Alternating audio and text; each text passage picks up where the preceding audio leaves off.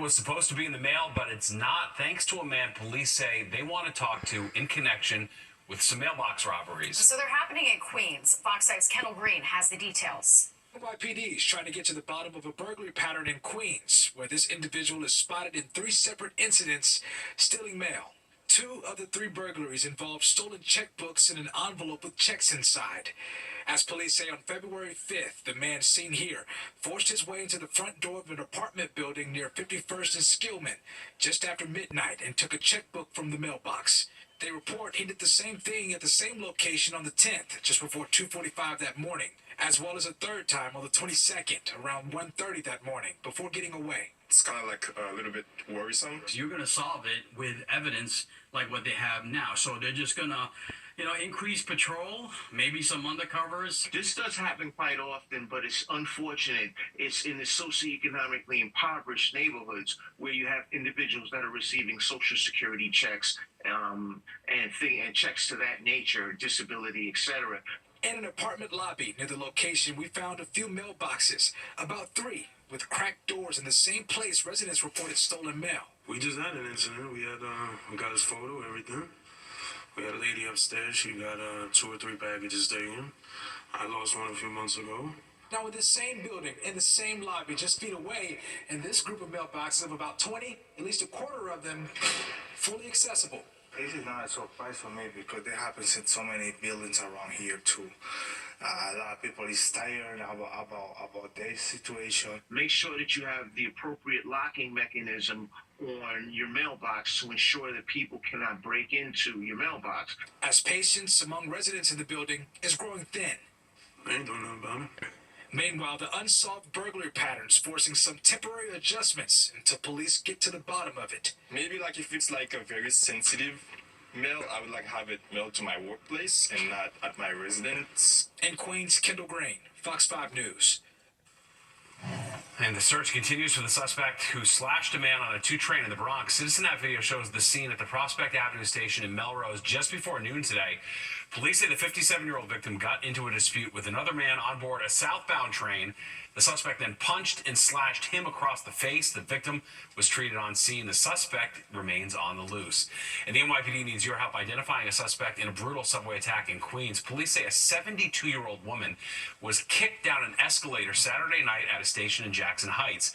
These are photos of the man police say attacked the woman from behind for no reason. She fell backwards, suffering bruises all over her body. Today, police officers flooded the station as part of the NYPD's ongoing strategy to hit hot spots with a visible presence. Here's what some riders had to say to us. Most take a bus all the time now. I know I take subway too, but I know the bus I feel is more safe than the subway, because so many times they push people on the subway tracks. They need to put more cops in the dangerous areas. That's it. Police are asking anyone with info to call Crime Stoppers. The NYPD's latest stats show crime rates dropping for a 3rd straight month. Data shows that in February, major crime was down 14.5% across the city, and subway crime was down 15%.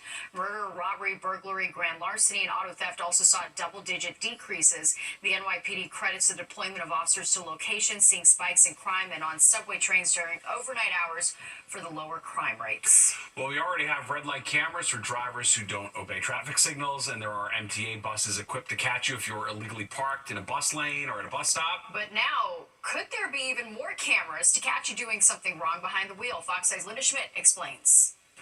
Well, a proposal by a state lawmaker would target 150 locations throughout the 5 boroughs that have the biggest problem with double parking.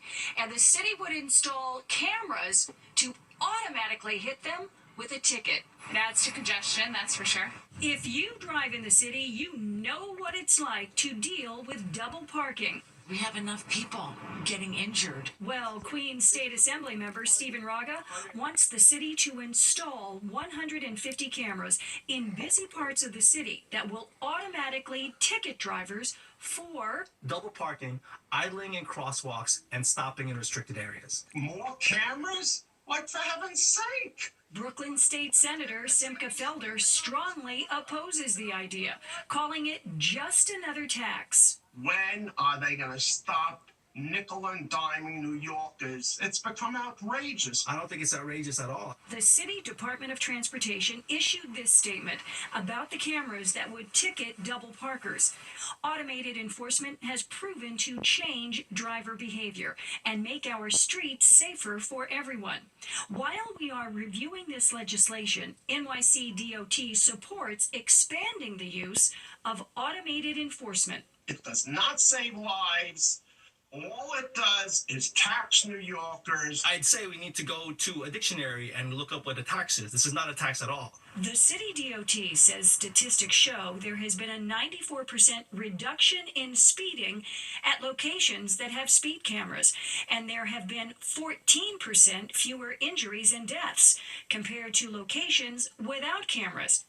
Now, if the cameras are approved to ticket double parkers in the city, the fines could range between $50 and $250.